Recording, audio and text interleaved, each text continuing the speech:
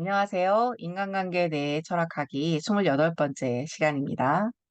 네. 자, 비판적 사고, 철학, 이거는 생각에 관한 생각이라고 했잖아요. 이제 인간관계에 대해 철학하기, 이건 이제 인간관계에 대해 생각해보는 그 작업인데, 제가 이 얘기를 하다 보면 나 얘기를 하게 됩니다. 왜냐하면 내가 보는 것이 진실이어야 하는데, 나는 또 나의 심리적 특징으로 왜곡해서 볼 수가 있기 때문에, 그래서, 인간관계에 대해 철학하기인데, 비판 사고를 나에게도 적용하고, 인간관계에도 적용하고, 이런 얘기를 좀 하게 됐었습니다. 그래서 비판적 사고를 자신의 생각에 적용하다 보면, 나의 생각을 좌지우지하는 동력이 사실은 죽고 싶지 않다는 소망이라는 거, 그리고 모두에게 인정받고 싶다는 소망이라는 걸 깨닫게 됩니다. 예, 여기까지 와야 해요. 예.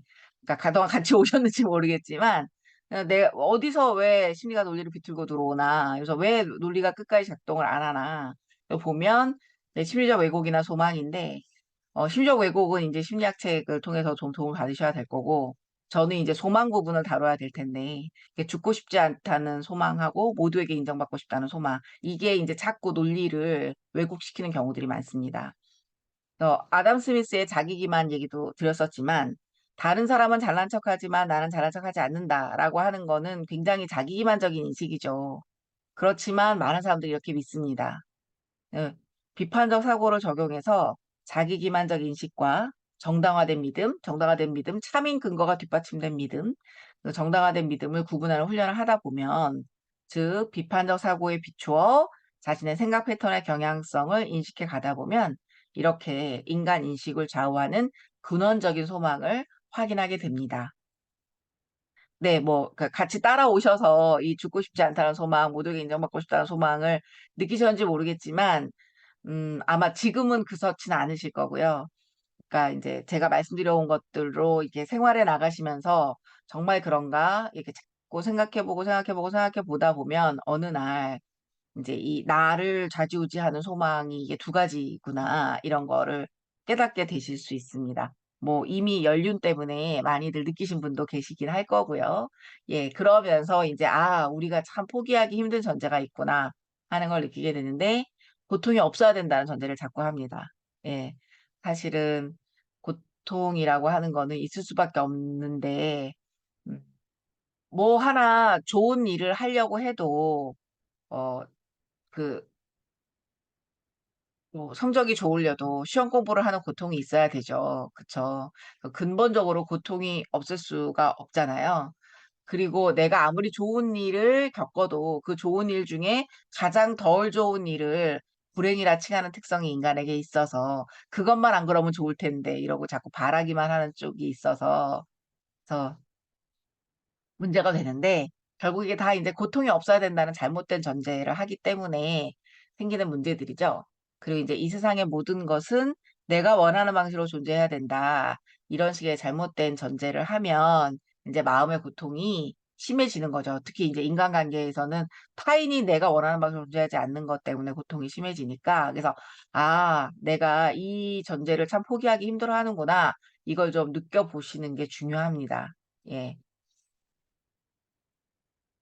그래서 이제 인간관계의 답은 결국은 상대방의 소리에 귀를 기울이는 건데 도대체 그 사람 왜 그럴까? 도저히 이해가 안 돼. 이런 프레임에서 그 사람이 그렇게 행동하는 데는 내가 모르는 의식적, 무의식적 이유가 있을 것이다. 그 사람의 존재 방식을 이해하기 위해서 눈과 귀를 열자. 이런 태도로 바뀌는 거. 이게 정말 인간관계에서는 중요한 문제이죠. 그래서 이 토니 험프리스는 심리학자인데요. 어른이든 아이든 타인의 존재를 어둡게 하는 것은 우리 안에 있는 어두움이다. 이 어두움은 결국은 내가 충분히, 나로 존재하지 못한다는 느낌? 그런 어두움이거든요. 예. 예, 이제 사회적으로 인정을 못 받아도 좀 어두움이 클 수가 있고, 그리고 이제 인간이 사실은 뭐 내가 원해서 태어난 존재가 아니잖아요. 그런데 또 내가 원하지 않는 조건으로 태어났는데 이 원하지 않는 조건을 딛고 서야 하니까 근본적으로 좀 그러면서 또 이 삶이 언제는 끝장이 나고 말 거니까 근본적인 어두움이 좀 있죠. 근데 이제 여기서 이 슬라이드에서 토니 험프리스가 얘기하는 거는 사회적 인정을 충분히 못 받아서의 어두움이라고 이해를 하고 보시면 좀 더 잘 이해가 되는데요. 스스로 어두움의 상태를 벗어나지 못한 사람은 자기 자신조차 돌아보기 어렵다. 그러니까 내가 지금 막 어두움을 견디고 있느라고 힘들어서 내가 지금 되게 어둡구나 이걸 못 느껴요. 어두움을 견디느라고 힘들어서 내가 정말 어둡구나 하는 거. 나 자신에 대해서 생각을 못 하는 거죠. 그러니까 자기 자신조차 돌아보기 어렵다라는 게 나 자신에 대해서 메타 차원을 생각하기가 어렵다는 거예요. 그래서 자기 자신에 대한 혐오감이 타인의 고유한 존재를 올바로 인식하거나 존중하지 못하게 막습니다. 그러니까 내가 나를 마음에 안 들어 하면 타인을 마음에 들어하기가 어려워요. 제가 여러 번 말씀드렸지만 나를 마음에 안 들어하는 그 눈으로 타인을 보는데 어떻게 타인을 마음에 들어 하겠습니까? 내가 마음에 안 드는데.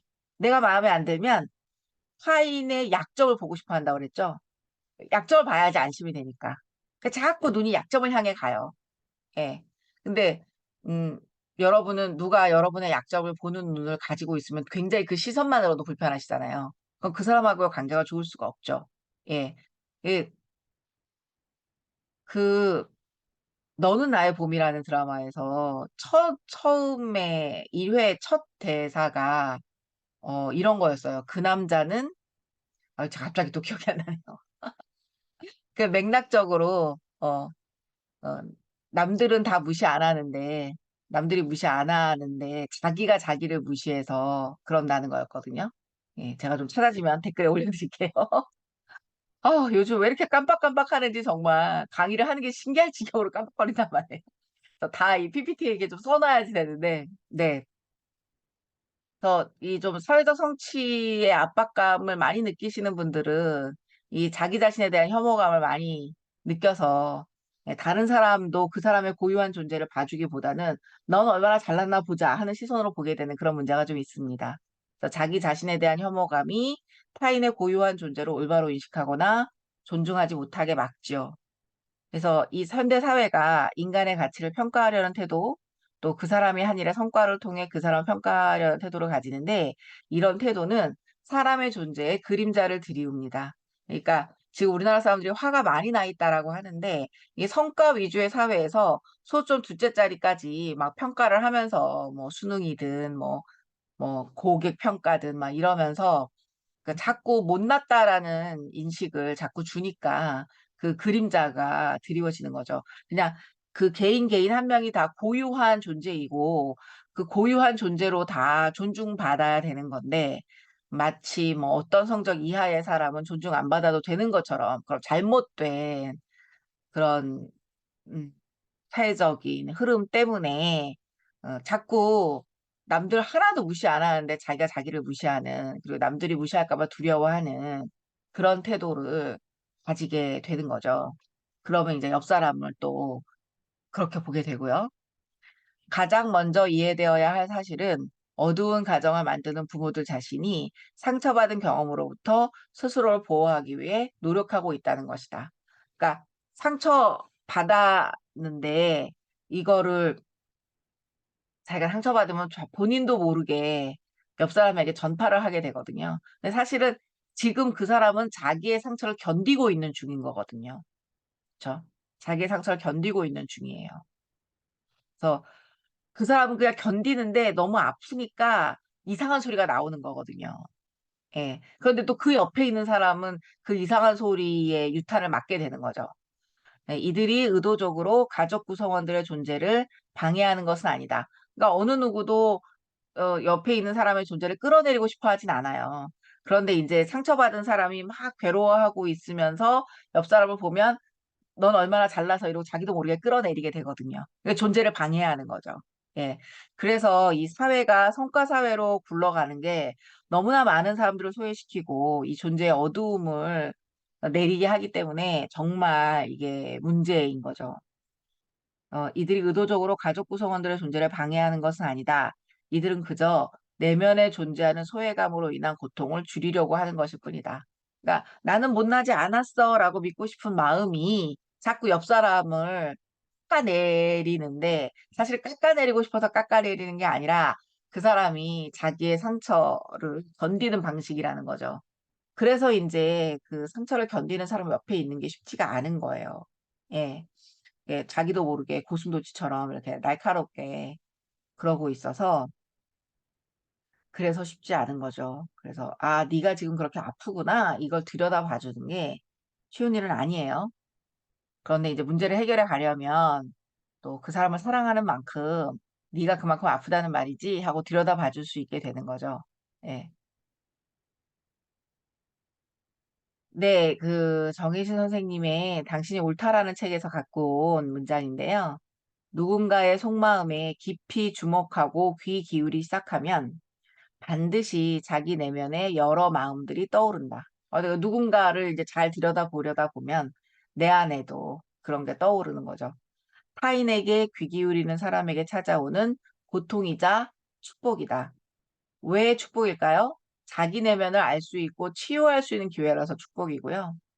그렇지만 또 힘들어지고 혼란스러워지는 과정을 거쳐야 해서 고통입니다. 근데 이 힘들어지고 혼란스러워지는 과정이 없으면 내 내면을 알고 치유하기는 또 어려워지겠죠. 이게 같이 가는 거죠. 예. 이제 희한하게도 누군가의 상처에 주의를 기울이고 있다 보면, 그러니까 그 사람과 내가 인간이라는 공통점이 있기 때문에 비교가 되면서 나는 나의 어떤 특정한 면들을 또 보게 되는 그런 힘이 있습니다. 그런 측면이 있습니다. 자, 진정한 이의 이 슬라이드는 심리상담가 김선희 선생님께서 쓰신 책에서 발표한 건데요. 진정한 이해는 이해할 수 없는 것을 이해하는 거죠. 그러니까 이해하기 쉬운 걸 이해하는 건 별로 노력이 안 들잖아요. 근데 정말 이해한다라고 하면 웬만해서 이해하기 힘든 걸 이해하는 거잖아요. 그래서 이제 이런 문장이 나오는 거죠. 이해할 수 없는 것을 이해하는 것이다. 이해할 수 없는 것을 이해하기 위해 인내의 시간을 들여 나를 깨뜨리며 그러니까 내 프레임을 적용하면 도저히 이해가 안 돼요. 그러니까 내 프레임을 해체를 해야 돼요. 나의 오물을 자꾸 깨야 돼요. 예. 그리고 나를 확장해야 되는 거죠. 근데 도저히 이해 안 되는 걸 이해하려니까 힘들잖아요. 그러니까 인내의 시간을 들여서 나를 깨뜨리고 나의 오물을 확장하면서 아픈 눈물을 쏟으며 내 안의 화를 달래며 간절히 애쓰는 마음. 나도 승질머리대로 해버리고 싶잖아요. 그런데 내 안의 화를 달래며 상대방을 이해하려고 노력을 하는 거죠. 예. 내 안의 화를 달래며 간절히 애쓰는 마음. 근데 이제 결국은 그 사람을 이해하기 위해서 내 우물을 깨고 내 안에 화를 달래며 간절히 애쓰는 거는 어떨 때 가능하겠어요? 그 사람을 사랑할 때 가능한 거죠. 그러니까 자녀분을 사랑할 때 자녀가 도저히 이해 안 되는 행동을 하지만 내 안에 화를 달래면서 간절히 애쓰면서 보게 되는 거잖아요. 그렇죠? 근데 이제 사랑이 작으면 내 우물을 깨지 않고 네가 내가 원하는 방식대로 존재해라. 이렇게 말하게 되는 거죠. 네. 인내의 시간을 들여 나를 깨뜨리며 아픈 눈물을 쏟으며 내 안의 화를 달래며 간절히 애쓰는 마음. 이것이 진정한 이해이다. 이해할 수 없는 것을 이해하는 것이 사랑이다. 이해하기 쉬운 것만 이해하는 거는 뭐 쉬우니까 거기에는 뭐 나를 깨뜨리는 과정이 들어가지 않는데요. 진짜 사랑은 나를 깨뜨리는 과정이 들어가게 되는 거죠. 이해하기 쉬운 것만 이해하는 건 너무 쉬운 사랑이죠. 예. 그거는 사실 그냥 반응이죠. 이해할 수 있으니까 이해하는 거지. 사랑이라고까지 말하기는 어려운. 네, 그렇습니다. 하여튼, 논리, 심리, 무의식, 이걸 동원해서 나를 이해하고 타인을 이해하고 이 문제에 집중해서 말씀을 드리려고 노력하고 있습니다. 네, 좋은 생각은 인생을 바꿉니다. 좋은 생각으로 풀 수 있는 문제는 풀고 살기로 해요. 감사합니다.